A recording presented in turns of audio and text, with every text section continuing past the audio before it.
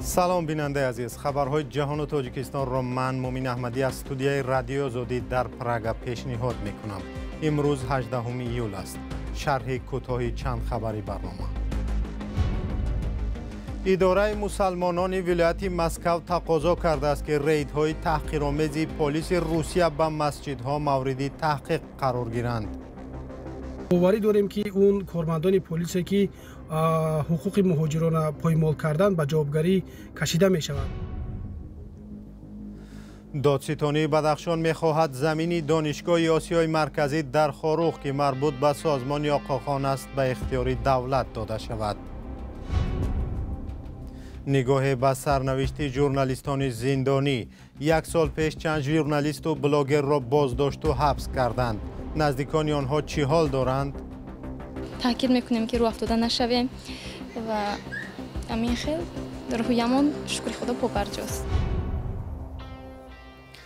برنامه را با یک خبر از روسیه آغاز میکنیم. حمله کارمندان آمان یا نیروهای ویژه پلیس به یک مسجد در ناحیه مسکو واکنش‌های تند جامعه مسلمانان را به بار آورد. کارمندان آمان هفته گذشته هنگام عبادت وارد مسجد مسلمانان شده دغلانه با آنها برخورد کردند. چهره‌های شناخته و فعالان جامعه مسلمانان روسیه این عمل را محکوم نمودند. شهلای گلخواجه در این باره گزارش می‌دهد. مفتیات یا اداره مسلمانان ولایت مسکو در پی حمله نیروهای آمان به مسجد дзержинский به دوستانی کل روسیه شکایت برده است.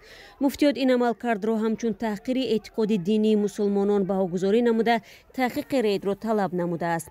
روز 14 ایول به وقت نماز جمعه نیروهای امنیتی با بهانه تفتیش حجت‌ها به مسجد واقع در شهرک کاتلنیکی حمله نمودند.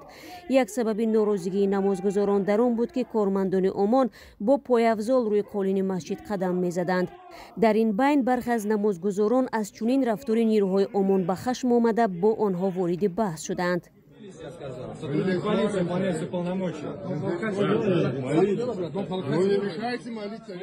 اداره مفتیات ولایت مسکو گفته است چنین رفتار نیروهای امنیتی حقوق‌های بنیادی مسلمانان را پایمال کرده تشنج را در جامعه سرملت و گوناگون مذهب ایجاد می‌کند. رید در مسجد همچنین باعث واکنش شدید رهبران چچنستان و داغستان روسیه نیز شد. رمضان قادیرov رئیس جمهوری چچنستان در تلگرام کانال خود هدف عملیات مذکور را اغوااندازی نامیده آن را به حمله راهزنانه شباهت داد و طلب کرد که عاملانش جزا داده شوند. سرگئی میلیکوف رهبر داغستان در نوبت خود گفت دیدار نوارهای رید برایش ناخوشایند بود. او تاکید کرد که مهم انسان ماندن است و اظهار امیدواری نمود که وضع حل و فصل می شود و به اعمال افسران مشخص انتظامی بهای حقوق داده می شود. در همین حال الکساندر خینشتین وکیل دومای دولتی در تلگرام کانال خود بلافاصله نوشت که افسران آمان و هم نیروهای روسگواردیا با این رید هیچ ارتباطی ندارند. ضمناً یک هفته پیشتر از این روز 7 ایول نیز در یکی از مسجدهای کاتلنیکی رید انجام داده شده بود. آن زمان نیز نیروهای امنیتی با نمازگزاران بدرفتاری کرده ضد آنها از وسایل آتش نشانی استفاده بردند. در پی گروهی از مسلمانان مسجد کاتلنیکی در یک مراجعه ویدیویی از ولادیمیر پوتین دادخواهی کردند. بعد این ریدها در گروه چت‌های مهاجران دعوت‌ها در مورد دست زدن به اعتراض‌ها صدا می‌دهند. محمد جان صابیرов حقوق‌شناس تاجیک میگوید مهاجران نباید با چنین دعوت‌ها همراه شوند زیرا می‌تواند برایشان پیامد ناخوب داشته باشد. مهاجرانی که در میتینگ‌ها اشتراک می‌کنند اونها رو فیسبوک یعنی запрет безсрочный میمونن یا اینکه 20 سال یا اینکه تا 40 ساله запрет میمونن. از تمام مردم مهاجر خواهش میکنم که در یگان میتینگ ها اشتراک نکنین و او کارمندان پلیس که در یعنی مسجد ها در طرف کاتلنیکی در طرف لوبرسی رفته با همون یعنی پایافزال جزیره خود در همون بالای جای نماز ها برآمدن او حاضر از طرف گزدوم روسیه یعنی یک گروه تأسیس کردگی هستند و تفتیشات ادامه دارد و باوری داریم که اون کارمندان پلیس که حقوق مهاجران پایمال کردن به جوابگری کشیده می شود. عملیات ضد مهاجران اینک طی 2 ماه می شود که در روسیه ادامه دارد. از جمله کاربران رادیو آزادی نوارها را از جراین این ریدها در قهوه‌خانه‌ها و مکان‌های کوریشان می‌فرستند. در یک نوار دیگر که از یکاترینبورگ ارسال شد دیده می‌شود که گروهی از مهاجران را زیر نظر کارمندان پلیس از فرودگاه به وطنشان گسیل می‌کنند. هفته گذشته وزارت کارهای داخلی روسیه اعلام کرد که ضمن برگزاری ریدها 12,000 مورد قاعده شکنی در سمت مهاجرت را آشکار و حدود 7,000 مهاجر از جمله زادگان تاجیکستان را از قلمرو این کشور اخراج کردند. دادستانی ولایت بدخشان از دادگاه خواسته است که زمین دانشگاه آسیای مرکزی در خروغ را به دولت برگردانند.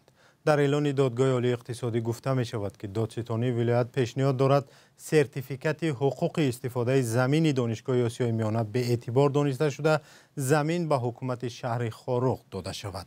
هنوز مقامات رسما این موضوع را شرح ندادند. همکارم میرزانبی خالقزاد این موضوع رو پیگیری داشت و در استودیو با ما قرار دارد. میرزانبی، آیا معلوم شد که با چی دلیل مقامات این زمین را غیر قانونی میدونند؟ سلام بینندگان گرامی، سلام مومین. اطلاعی که برای ما دسترس شد، حالا مقامات تلاش دارند از صاحبان خانه هایی که قبلا زمینشون را برای بنیاد دانشگاه داده بودند زبان خط میگیرند. برخی از ساکنان خروغ از جمله با 2 نفری که صحبت داشتیم ما و آنها بنابر امنیت شخصشون نامناسبشون رو آشکار نکردند، بر رادیو آزادی گفتند آخر سالهای 90 شبکه آقاخان زمین‌های منزل آنها را در محله دشتک شهر خروغ با نرخ 75 هزار دلار خریده است. به گفته این ساکنان آنها از این مبلغ قانع بودند و هیچ شکایتی نداشتند، ولی به نقل آنها 2 هفته قبل نماینده‌های مقامات انتظامی و دادستانی آنها را دعوت نموده گفتند که خرید و فروش زمین منزل‌های شما با تشکیلات آقاخان نادرست انجام شده است و می توانید دوباره شکایت برید. یکی از همصحبتان ما گفت در مقامات انتظامی از او بیانات گرفتند که بگوید مبلغی که سازمان آقاخان برای زمین منزل او پرداخت کرده است کم است. اما تلاش‌های ما برای فهمیدن نظر طرف مقامات تا این دم بی نتیجه بود. فعلا روشن نیست که مقامات با چی دلیل میخوان زمین دانشگاه آسیای مرکزی در شهر خروغ دولتی کرده شود. باید بگویم که دانشگاه آسیای مرکزی سال 2000 تأسیس یافت و زیر سازشنامه تأسیس همین دانشگاه پرزیدنت های تاجیکستان، قرقیزستان و قزاقستان و شاهزاده کریم آقاخان 4 امضا کردند.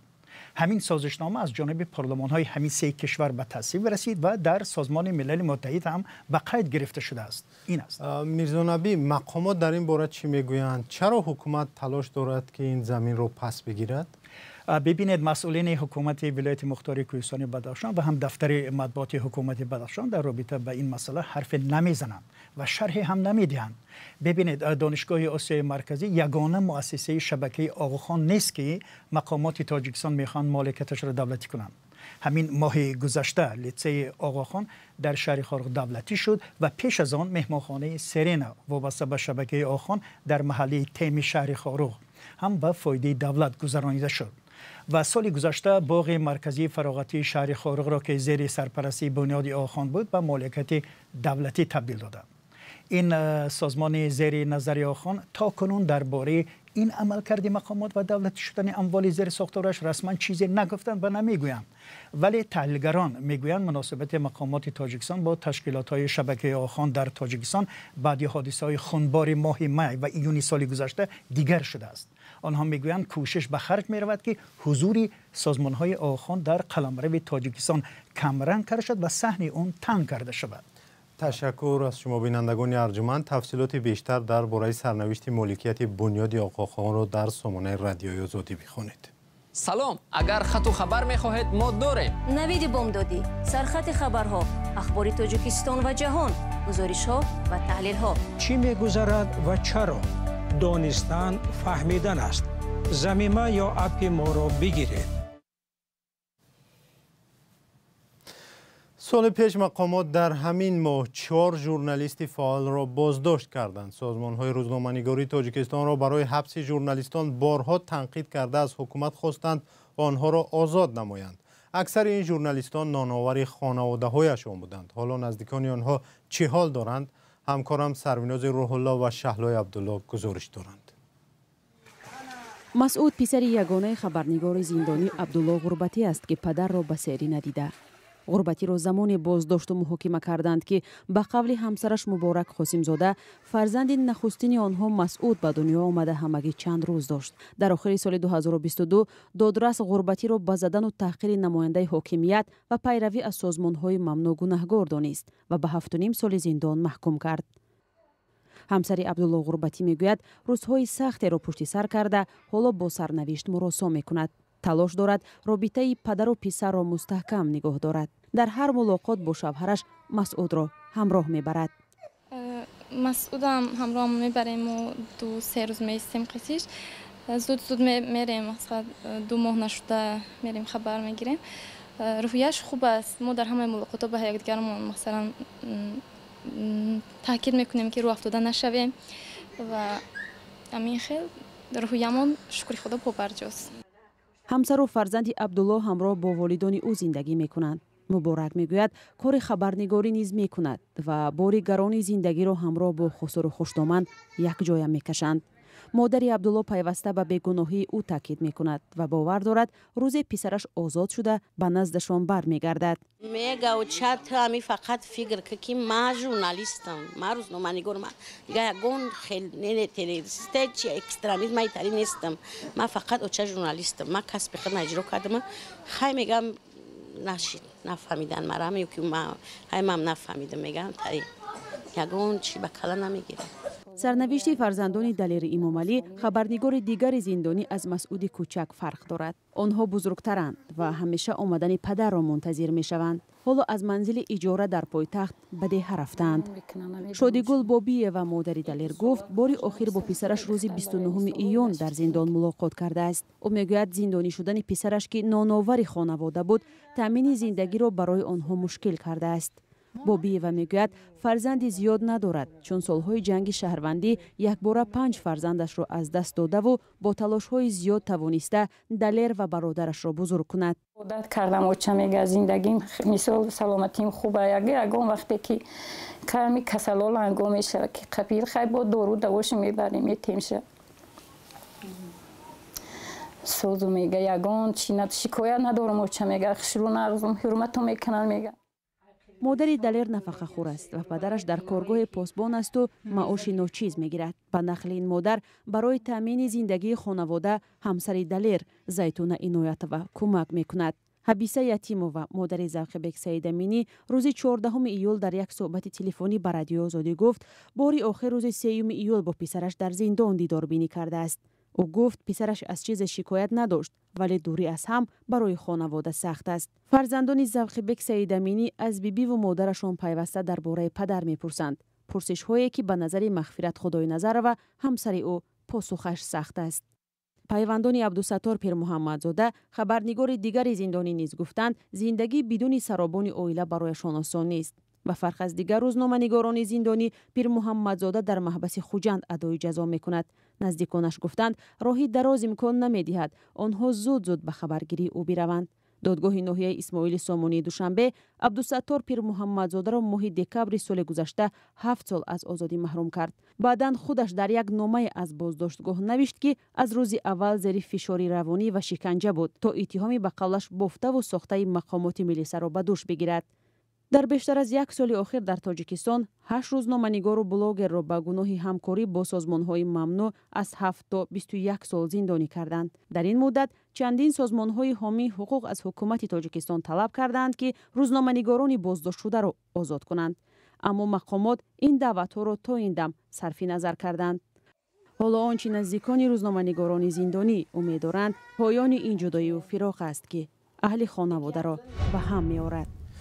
نمایندگان تاجیکستان و قرقیزستان و ازبکستان در چولپاناتای قرقیزستان در نشست مسئله مرز را بررسی کردند. خبرگزاری آزیا پلوس با تکیه به منابع خود گفته است که در این نشست مسئله اساسی بحث مرزی بوده است. با نوشته این رسانه از جمله فرماندهان قشون‌های سرحدی تاجیکستان و قرقیزستان رجب علی رحمانعلی و اولاربک شرشیف مسئله مرز را بحث کردند. سپاس که ما رو همراهی کردید. خبرهای از این بیشتر رو شما از سامانه رادیو آزادی و صفحه‌های ما در فیسبوک و اینستاگرام، تیک تاک و تلگرام و یوتیوب و ادنکلاسنیکی دریافت کنید. خوب و خوش کامگار. خدا نگهدار.